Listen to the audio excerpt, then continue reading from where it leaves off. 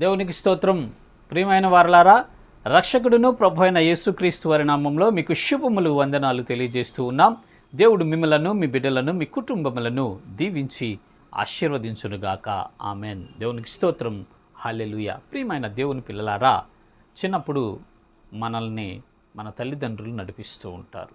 కొంచెం పెద్ద అయిన తర్వాత, స్కూల్లోకి వెళ్ళిన తర్వాత టీచర్స్ మనల్ని గైడ్ చేసి నడిపిస్తూ ఉంటారు.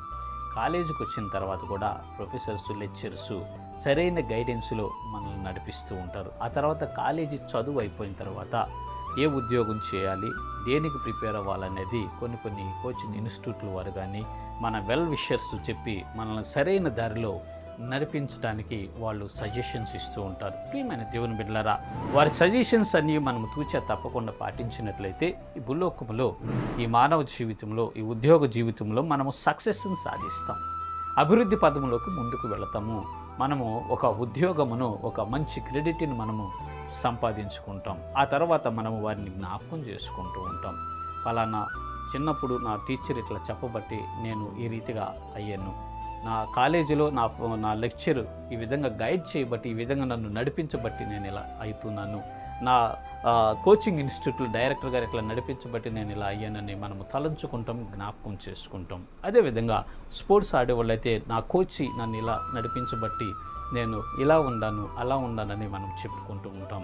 ఇంట్లో ఉన్న పిల్లలైతే నా తల్లిదండ్రులు నన్ను ఇలా నడిపించబట్టి నేను ఇలా ప్రయోజకుడిగా మార్చబడ్డాను అని అనుకుంటాం. మంచిది. అయితే పరిశుద్ధ గ్రంథము ఈ రీతిగా సెలవిస్తుంది. ద్వితీయోపదేశ కాండము 8వ అధ్యాయము 2వ వచనము చివరి లైన్ మనము చూసినట్లయితే, యెహోవా నిన్ను నడిపించిన మార్గం అంతటిని జ్ఞాపకము చేసుకొనుము. దేవునికి స్తోత్రం. హల్లెలూయా.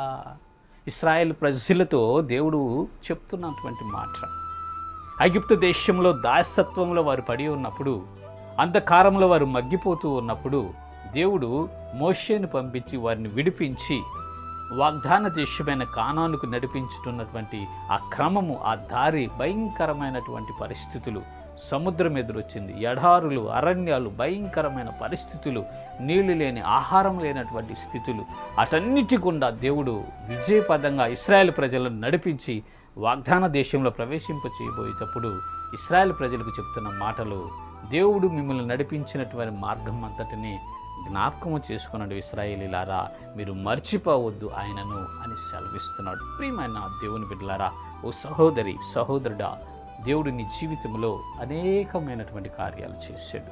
ఉపద్రవములో నీవు ఉన్నప్పుడు, నిందల్లో నీవు ఉన్నప్పుడు, అవసరాల్లో నీవు ఉన్నప్పుడు, ఆర్థిక ఇబ్బందుల చేత సతమతమవుతున్నప్పుడు, మానసిక సంబంధమైన ఒత్తిళ్ల చేత నువ్వు వేధించబడుతున్నప్పుడు, కుటుంబ సమస్యల చేత, కుటుంబ కలహాల చేత మీరు దిగజారిపోయి ఉన్నప్పుడు, కొంతమంది మాటల వల్ల నువ్వు కృంగిపోయినప్పుడు, నీ పరిస్థితులు బాగానప్పుడు, అనారోగ్య పరిస్థితుల్లో నీవు ఉన్నప్పుడు దేవుడు నిన్ను ఆదుకొని నడిపించాడు, నిలబెట్టాడు, బలపరిచాడు, ఆ సమస్యలన్నిటి నుంచి విడిపించి తప్పించి ఉన్నాడు. ప్రియమైన సహోదరి, సహోదరుడా, అయితే నీవు వాటన్నిటినీ జ్ఞాపకము చేసుకో.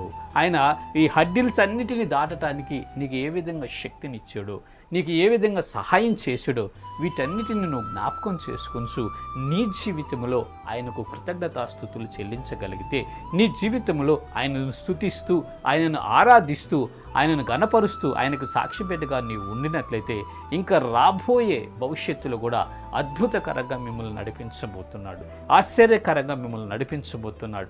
ఉన్నతమైనటువంటి శిఖరాలను మిమ్మల్ని ఎక్కించి ఉన్నతమైనటువంటి స్థానాలను మిమ్మల్ని ఉంచబోతున్నాడు. ప్రియమైన సహోదరి, సహోదరుడా, విశ్వసించండి.